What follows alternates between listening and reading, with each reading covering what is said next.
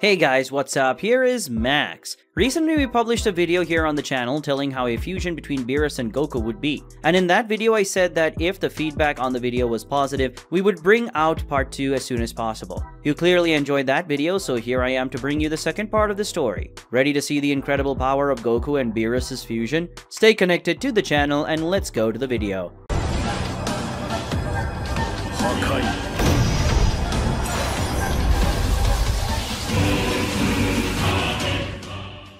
Before continuing with the video, I would like to remind you that this story will only have a continuation if this video reaches the goal of 1,000 likes. As soon as the video reaches that goal, we'll start producing part 3 and bring it to you as soon as possible. If you watched part 1 and liked it, give us that vote of confidence by leaving your like on this video so you don't forget it later. And if you don't like the story, remove the like later, no problem. The warning is given, now let's get started.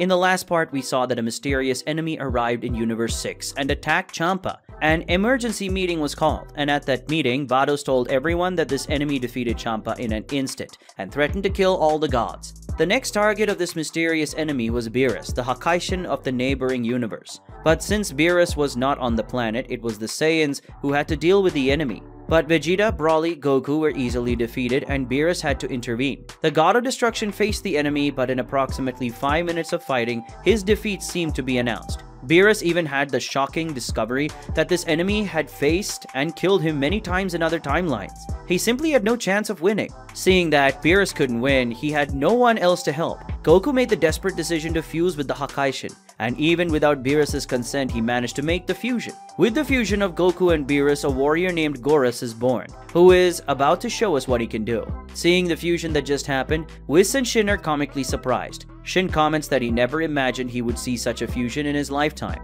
and Whis says that Goku was very brave to do it. But when the fusion is over, he's going to be in serious trouble, since Beerus won't let this go unpunished. Shin asks Whis if this fusion will be enough to defeat this enemy, and the angel says he doesn't know, since for some reason it's not possible to feel this enemy's ki, so it's very difficult to measure his power. In a more distant location, Goros and the mysterious enemy are facing each other. The mysterious enemy is very surprised, saying that in no timeline has anything like this happened. But after the surprised expression comes a smile and he says, it's sure to be a very interesting challenge. Goros surprises him by moving in the blink of an eye and appearing in front of him, already focusing his strength into one punch. The punch hits the mysterious enemy and launches him beyond the planet. The mysterious man travels through space and moving at a speed of light, but even so Goros easily catches up with him and hits him with a kick in the back, which sends him with even more speed back to the planet and makes him crash very hard against the ground. Goros comes flying at high speed directly to the fallen enemy, stepping on him with extreme violence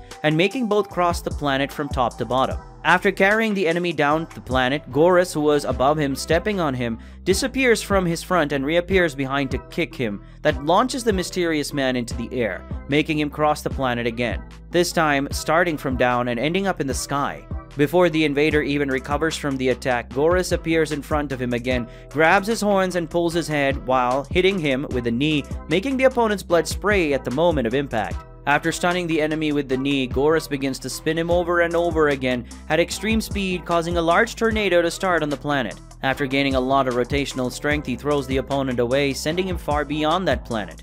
After fending off the enemy, Goros goes after him. Shin is completely awed by Goros' power and says that if he continues like this, he'll wipe out this invader in just a few minutes. But Whis is silent. His expression is thoughtful. Whis is probably thinking about you. Yes, you watching this video right now. He's thinking maybe you should check out our Patreon, which is the only way we have to keep Dragon Ball Hakai alive. For those who don't know, Dragon Ball Hakai is the incredible story in which Goku became a god of destruction and is having many new experiences as a Hakaishin. The manga already has more than 20 chapters produced, but in order to continue with the production of the story, we need your help. Collaborating with our Patreon even with a very small amount, you'll be helping to continue with the Dragon Ball Hakai manga, and you'll receive some exclusive benefits here on the channel. Thanks to the supporters we already have, the story is going on, but the resources we have now are not enough for production as fast as we would like. So if you want to see more Dragon Ball Hakai chapters published faster, help us out. To learn more about our Patreon, click on the link in the video description.